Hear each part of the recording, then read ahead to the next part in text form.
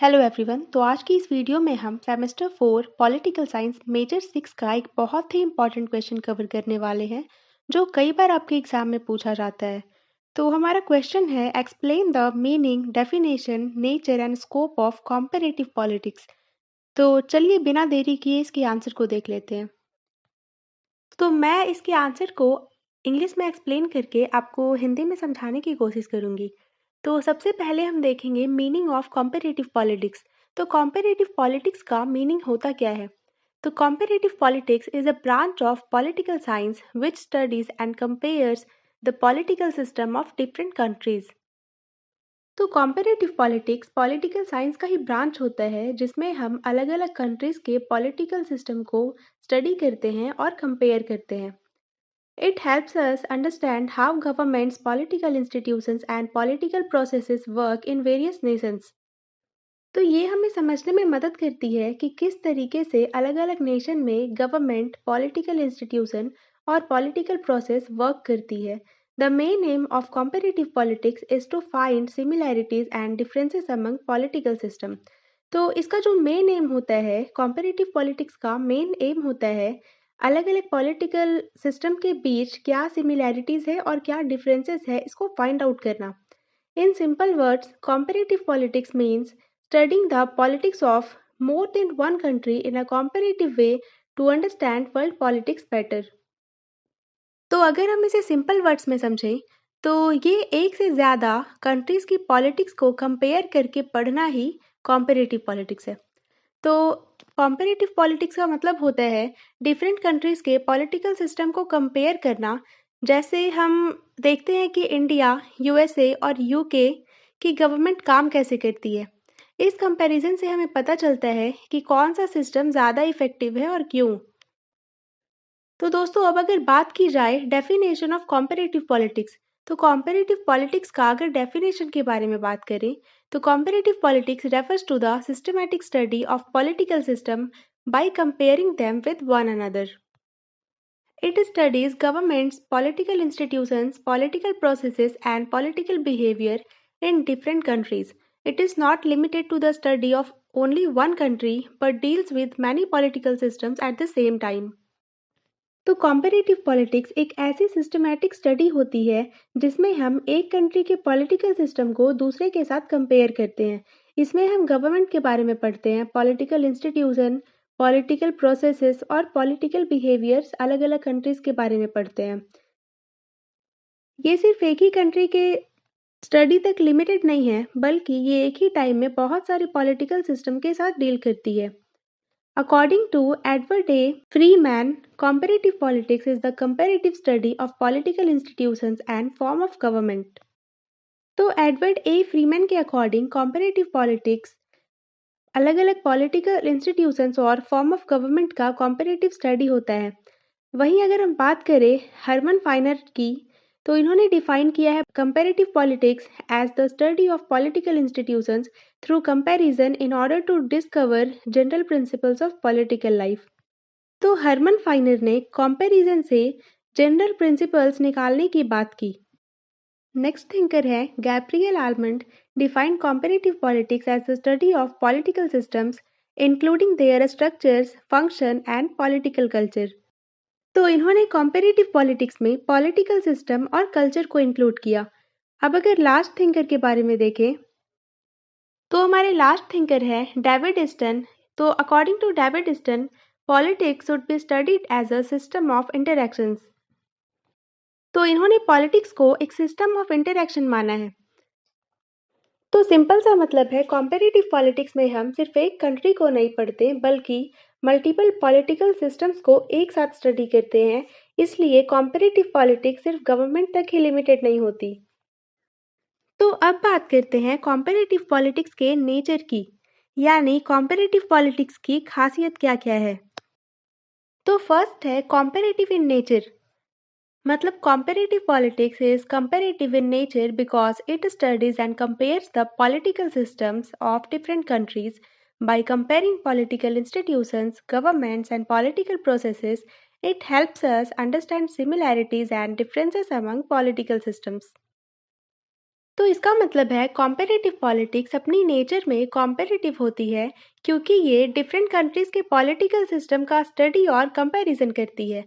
Political institutions, governments और political processes को compare करके ये हमें पॉलिटिकल सिस्टम्स के बीच सिमिलैरिटीज और डिफरेंसेस को समझने में मदद करती है। तो हमारा सेकंड पॉइंट है scientific in nature. It means comparative politics is scientific in nature because it uses data, facts, observation, and systematic analysis. Modern scholars believe that politics should be studied like a science. तो comparative politics scientific nature की होती है क्योंकि ये fact, data, observation और systematic analysis पर based होती है। मॉडर्न स्कॉलर्स मानते हैं कि पॉलिटिक्स को भी साइंस की तरह स्टडी किया जाना चाहिए। तो हमारा थर्ड पॉइंट है empirical in nature. तो comparative politics is empirical because it is based on real life political events and practical experiences. It studies what actually happens in politics rather than what should happen. तो इसका मतलब है comparative politics empirical होती है क्योंकि ये real life political events और practical experience पर based होती है। ये इस बात का स्टडी करती है कि पॉलिटिक्स में एक्चुअली क्या होता है, ना कि क्या होना चाहिए। हमारा फोर्थ पॉइंट है ब्रॉड एंड कॉम्प्रिहेंसिव। तो the nature of comparative politics is broad because it studies not only the government but the entire political system. It includes political institutions, political processes, political parties, pressure group, political behavior and political culture. तो comparative politics की nature broad और comprehensive होती है क्योंकि ये सिर्फ government तक limited नहीं होती बल्कि पूरे पॉलिटिकल सिस्टम का स्टडी करती है। इसमें political institutions, political processes, political parties, pressure groups, political behaviour और पॉलिटिकल कल्चर सब शामिल होते हैं। हमारा लास्ट पॉइंट है डायनामिक इन नेचर। तो comparative politics is dynamic in nature because political system keep changing with time. Social changes, economic development, technology, and globalization continuously influence politics. तो comparative politics dynamic होती है क्योंकि political system time के साथ change होते रहते हैं, जैसे social change, economic development, technology और ग्लोबलाइजेशन पॉलिटिक्स को कंटिन्यूअसली इन्फ्लुएंस करते रहते हैं। ओह, आई थिंक वो हमारा लास्ट पॉइंट नहीं था। हमारा लास्ट पॉइंट है एनालिटिकल इन नेचर। तो comparative politics is analytical because it tries to explain and interpret political facts. तो comparative politics analytical होती है क्योंकि ये political facts को सिर्फ describe नहीं करती बल्कि उन्हें explain और interpret भी करती है। तो आइए अब हम देखते हैं scope of comparative politics। तो स्कोप का मतलब होता है कि ये कितना एरिया कवर करता है। ये जो टॉपिक है comparative politics, इसका स्कोप कितना बड़ा है, कितना वाइड है। तो इसे भी आई थिंक मैंने 6 पॉइंट्स में कवर किया है। तो आइए वन बाय वन देखते हैं। तो हमारा फर्स्ट पॉइंट है स्टडी ऑफ पॉलिटिकल इंस्टीट्यूशंस। तो the scope of comparative politics includes the study of political institution of different countries. It studies the legislature, executive and judiciary and compares their structure, powers and functions. तो comparative politics के scope में different countries की political institution का study भी शामिल होता है। इसमें लेजिस्लेचर, एग्जीक्यूटिव और जुडिशियरी की स्ट्रक्चर, पावर और फंक्शन का कंपेयर किया जाता है। सेकेंड पॉइंट है स्टडी ऑफ पॉलिटिकल प्रोसेसेस। तो comparative politics also studies political processes such as elections, lawmaking, policy making and administration.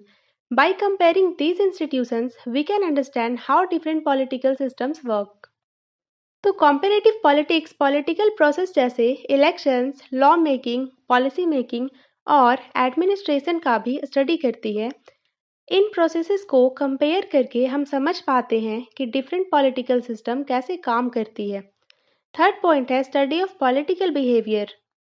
The scope of comparative politics includes the study of political behavior of individuals and groups. This helps in understanding how people influence politics in different societies. तो comparative politics के scope में individuals और group के political behaviour का भी study किया जाता है। इससे ये समझने में हेल्प होती है कि लोग डिफरेंट सोसाइटीज में पॉलिटिक्स को कैसे इन्फ्लुएंस करते हैं। फोर्थ पॉइंट है study of political parties and pressure groups. तो comparative politics studies political parties and pressure groups in different countries. This study helps in understanding the functioning of democracy and interest representation. तो political culture, तो comparative politics different countries के political parties और pressure group का भी study करती है। ये study democracy की फंक्शनिंग और इंटरेस्ट रिप्रेजेंटेशन को समझने में हेल्प करती है। फिफ्थ पॉइंट है स्टडी ऑफ पॉलिटिकल कल्चर। तो political culture is an important part of the scope of comparative politics. It includes the study of beliefs, values, attitudes, and traditions related to politics. तो political culture comparative politics के scope का एक बहुत ही important part है। इसमें politics से जुड़े beliefs, values, attitudes और ट्रेडिशन का स्टडी किया जाता है। हमारा लास्ट पॉइंट है स्टडी ऑफ पॉलिटिकल डेवलपमेंट। तो comparative politics studies political development in both developed and developing countries. It examines issues like modernization, nation building, and institutional development. तो comparative politics जो countries develop हो चुके हैं या जो develop हो ही रहे हैं, दोनों तरह के कंट्रीज में पॉलिटिकल डेवलपमेंट का स्टडी करती है। इसमें मॉडर्नाइजेशन, नेशन बिल्डिंग और नेशनल डेवलपमेंट जैसे इश्यूज शामिल होते हैं। तो अब हम कंक्लूजन देखते हैं। तो the scope of comparative politics is very wide.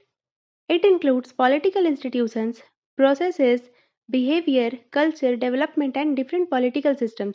तो कॉम्पेरेटिव पॉलिटिक्स का स्कोप बहुत वाइड है।